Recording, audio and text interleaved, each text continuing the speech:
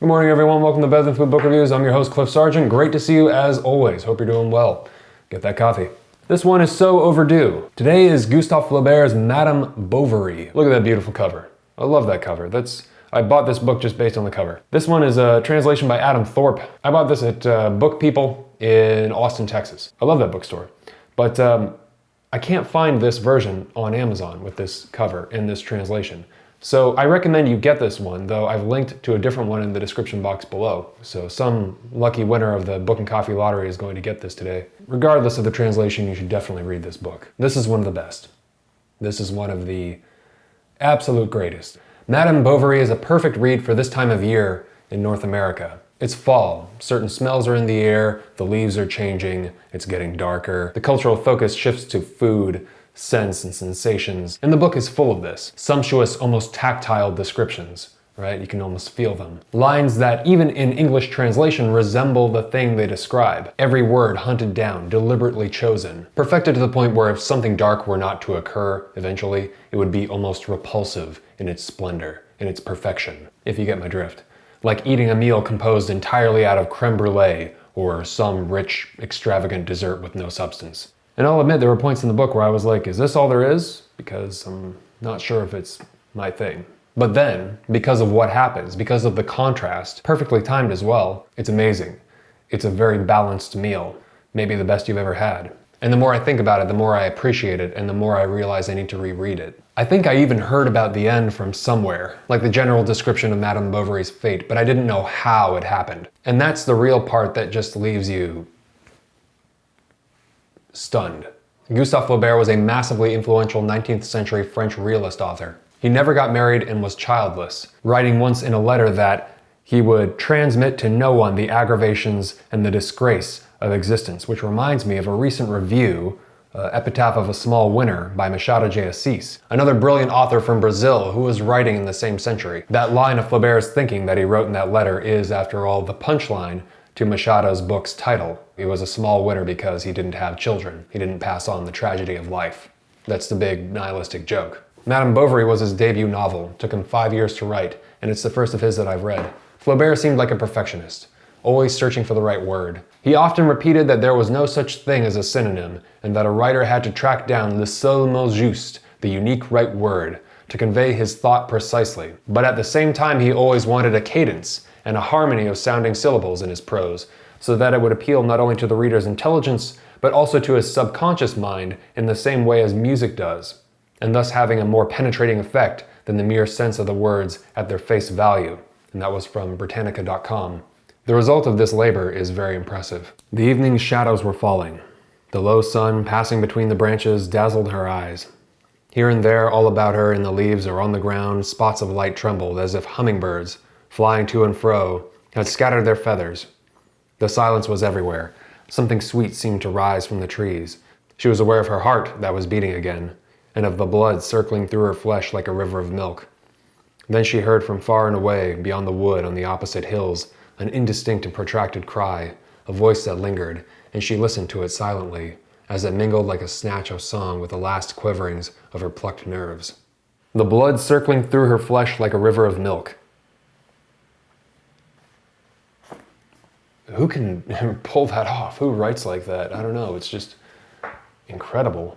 Not everyone was impressed in a positive sense. The French government nearly convicted him on the charge of immorality when Madame Bovary was published. He escaped from that. But then 6 months later, Charles Baudelaire was convicted by the same court. This review will contain spoilers. All of them. I'd rather not, but I just have to talk about it because the end is so important. Madame Bovary is the story of Emma Bovary, a woman who gets bored of her marriage to a doctor, craves the finer things, reads books by authors like Sir Walter Scott, gets a head full of romantic fantasies, and racks up a lot of debt while having affairs with other men. It's a story about many things. One of them is deception. The characters are deceptive, and so is the book itself, as in it leads you in one direction, but then it turns out to be something completely different. It appears to be one thing, a floral, frolicking French tale of love and a woman finding happiness through escaping her stifling marriage. This turns out to be false. This is one hell of a tragic, cautionary tale. I say the characters are deceptive, and they are, But people are complex, with different motivations, and different preferences, strengths, and weaknesses. And Flaubert captures this concept magnificently. That's what Flaubert is all about. And there's a School of Life video that discusses this, which I've linked to in the description. Madame Bovary is a perfect embodiment of the concept of endless human desire. The grass is always greener for Madame Bovary. Her marriage isn't good enough. Her husband is bland. Her child is stifling. She hates her mother-in-law. She fantasizes about Paris, about the upper class, about fancy things. She must have them. The simple life is boring and just not good enough. There's no excitement. There's no blood. But as soon as she has an affair, she discovers that, well, men are liars, just like her. And then after that affair, she has another and discovers that within her affair, things can get pretty routine and boring as well, just like the marriage that she thought she was escaping from. Therein lies the curse of existence. Hedonic adaptation at its finest. Now, she racks up a shitload of debt in the process of all these affairs, unbeknownst to her amazingly gullible husband who seems like he'd die for her. And then when the bill collectors show her no sympathy, when she's run out of places to find money, when her lying house of cards is finally about to collapse, now what? Somebody must be coming along to save her, and her impractical illusions will settle down, and she'll love what she has and be grateful, and she'll treat her husband and her child properly, and no! She fucking kills herself. That's what. She fucking kills herself. She grabs a fistful of arsenic and eats it, and then spends several agonizing days in bed, dying slowly, pale-faced, red-eyed, screaming in pain. It's one of the most horrific, brutal literary death scenes I've ever read. And then she dies. She dies, and her corpse oozes black fluid out of its mouth. Holy shit. They don't call it realism for nothing. It feels authentic, true, real. You come away saying, Jesus, that's how life really is. And it is. It is. But don't misunderstand me. For all of the darkness, for all of the visceral, real, rotting, disgusting, horrifying, miserable, painful descriptions in, the reality seeping off the pages, so much of the rest of the book is also stunning and beautiful and ethereal and gorgeous and so full of the beautiful aspects of life and living and love and desire and all of the spectrum of human emotions, all of the complexities, all of this. It's just everything. I think that's why people love this book, because it just encapsulates the human experience in such a full form. It's just like, oh God, it's...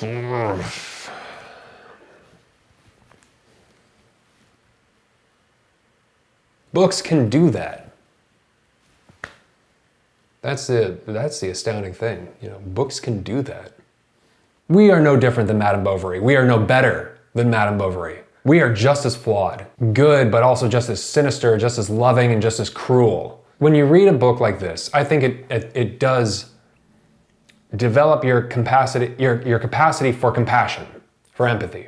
Really, I do. So maybe you really look at the suffering of others differently. When you really can get in there, in the nuanced reality of their lives, and understand their motivations, their desires, and their actions. And subsequently understand a little more of your own, hopefully. It's a good book. Madame Bovary is more powerful in part because she dies. She's more real because of the way she dies. Because she did it out of her own choosing. She solved her own problem. On the other hand, I'm not suggesting that suicide is how one should solve their problem. It's not. And the repercussions on her family are hideous. Much like in real life, when somebody kills themselves, all of the people who love them suffer. But again, this is a spectacular depiction of a complex personality. Flaubert depicts a woman who is unrestrained, who will not follow convention, who solves her own problems, who is, in a way, free, or trying to be. It's not the men who drove her there, necessarily.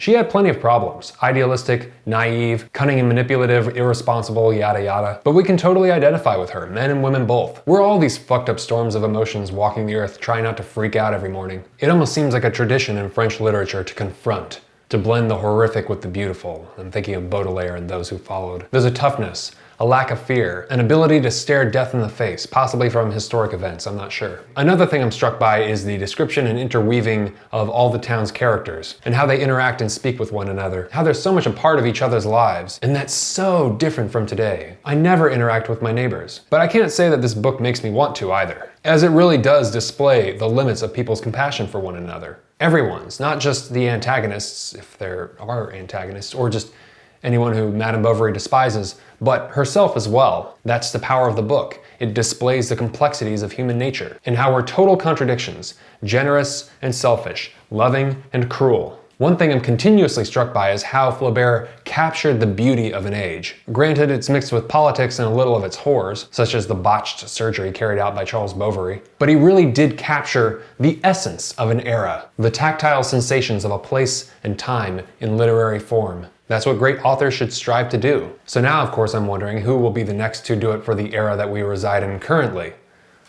Will it be me? Or will it be you? Maybe you're an author and you hadn't even considered that. Maybe you should ask yourself, well, what if it was you? After all, why not? Better than food, definitely. So who should read it? Machado de Assis, J.M. Coetzee, Proust. If you're a fan of any of them, I suggest you get this immediately, and I've linked to it in the description below. Time for the coffee lottery. For those of you who are new, the coffee lottery is where I take all the names of the patrons on Patreon who have donated $5 or more to the show. I place their names in this mason jar. I pull out a name for every review I do, and whoever's name I pull out, I send them a hard copy of the book I'm reviewing, plus a bag of coffee roasted by yours truly. So if you'd like to get in on that, you can head over to patreon.com/books-are-better-than-food and donate $5 or more per video to the show. Thank you very much. And you also will get access to the patron-only reviews if you donate $1 or more. And for the $5 or more supporters, you'll get access to the Better Than Fridays, which is a newsletter that I send out to patrons every Friday, just filled with stuff I'm interested in, or books in the pipeline, films in the pipeline, music I like, strange articles or YouTube videos that I found recently, all kinds of stuff. You can find a link for Patreon in the description below. I sincerely appreciate it. Thank you very much. Best of luck to all the patrons. All right, here we go. Edmund. Thank you so much for the support, Edmund. I really appreciate it. You're going to receive Madame Bovary by Gustave Flaubert, plus a bag of delicious coffee, roasted by yours truly. Thanks very much for watching. Please send this to anybody you know who loves literature and you think would enjoy this novel. It's one of the best I've ever read. Period.